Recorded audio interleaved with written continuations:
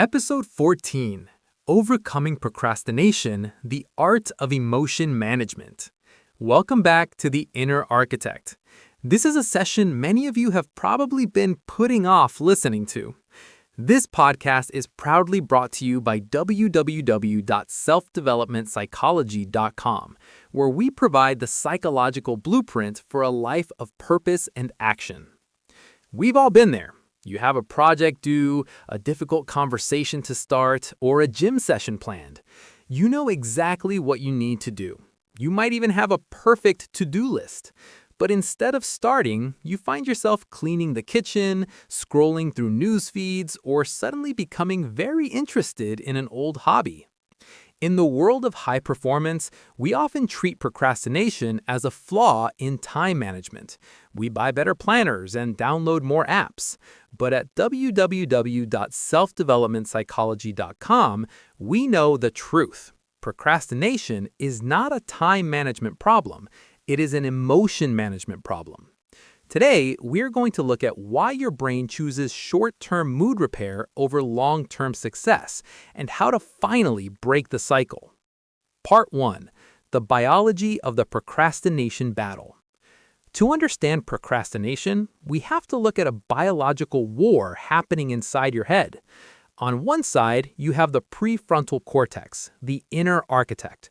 This part of your brain thinks long-term, understands consequences, and wants you to succeed. On the other side, you have the limbic system, the inner toddler.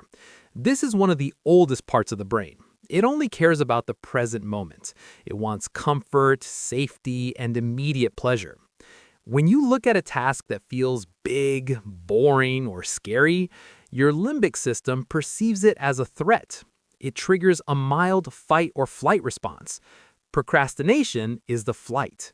By avoiding the task, you get an immediate hit of relief. Your brain rewards you for running away. The problem is that the architect is left with the guilt and the task is still there, growing bigger and scarier by the hour. Part 2. Procrastination as short-term mood repair. Why do we choose the relief of avoiding work when we know it'll hurt us later? Psychologists call this present bias. Our brains are wired to prioritize the present self over the future self. In fact, brain scans show that when we think about our future self, our brain processes it as if we are thinking about a complete stranger. This is why you say, "I'll let Monday morning me handle this." To your brain, that person isn't you. There's someone else who can carry the burden. At www.selfdevelopmentpsychology.com, we identify the pain points that trigger this avoidance. Boredom, the task lacks meaning. Anxiety, you are afraid you won't do it well, connected to the perfectionist imposter in episode 4. Self-doubt, you don't believe you have the skills to finish.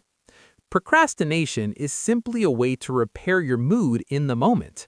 You feel bad about the task, so you do something that makes you feel good, scrolling, eating, cleaning, to escape the negative emotion. Part 3. The ugly first draft and the 5-minute rule. To reach 45 minutes of mastery, we must discuss the startup friction. The hardest part of any task is the first 10 minutes. This is when the limbic system is screaming the loudest. As an inner architect, your goal isn't to feel motivated. Motivation is a feeling that comes after action. Your goal is to lower the barrier to entry. The 5-minute rule. Tell yourself, "I'm only going to work on this for 5 minutes. After that, I can stop." Your brain can handle 5 minutes of discomfort. Usually, once you start, the threat disappears, and you find the momentum to keep going. The ugly first draft. Perfectionism is the mother of procrastination. If you give yourself permission to do a terrible job on the first attempt, you remove the fear of failure. You can't edit a blank page. You can only improve something that already exists. Part 4. Forgiveness as a productivity tool. This is the most counterintuitive part of our session today. Research shows that the more you beat yourself up for procrastinating, the more likely you are to procrastinate again. Why? Because self-criticism creates more negative emotions. When you feel like a failure for wasting your morning, your limbic system feels even more threatened, making you want to escape into even more distraction in the afternoon. A reflection pause. Think about the last time you wasted a day. What did you say to yourself that evening? Was it inner coach talk, episode 13, or inner critic talk?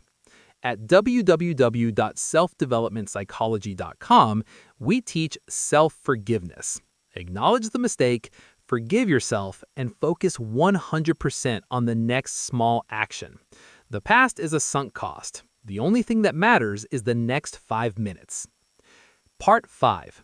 Redesigning the environment. And finally, we must talk about the architecture of action. If you rely on willpower, you will lose. Willpower is a finite resource that depletes as the day goes on. You must design your environment so that doing is easier than avoiding. Reduce friction. If you want to work out in the morning, put your shoes next to the bed. Increase friction for distraction. If you procrastinate with your phone, put it in another room. Make the bad habit hard to do. The done list.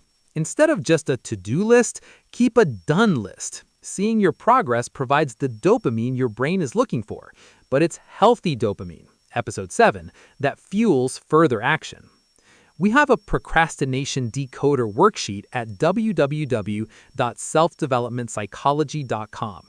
It helps you identify which emotion, fear, boredom, or overwhelm is stopping you, so you can apply the right architectural fix. Closing thoughts. Procrastination is a signal, not a character flaw. It is your brain trying to protect you from discomfort. But you are the architect, not the toddler. You have the power to stay with the discomfort, to start small, and to build the momentum that leads to mastery. Thank you for joining me for episode 14. You didn't put it off, you finished it. In episode 15, we move from the self into the world of others. We're going to explore attachment theory. We'll look at how your early childhood blueprints affect your adult relationships and how to build a secure base in your life. This has been a production for www.selfdevelopmentpsychology.com.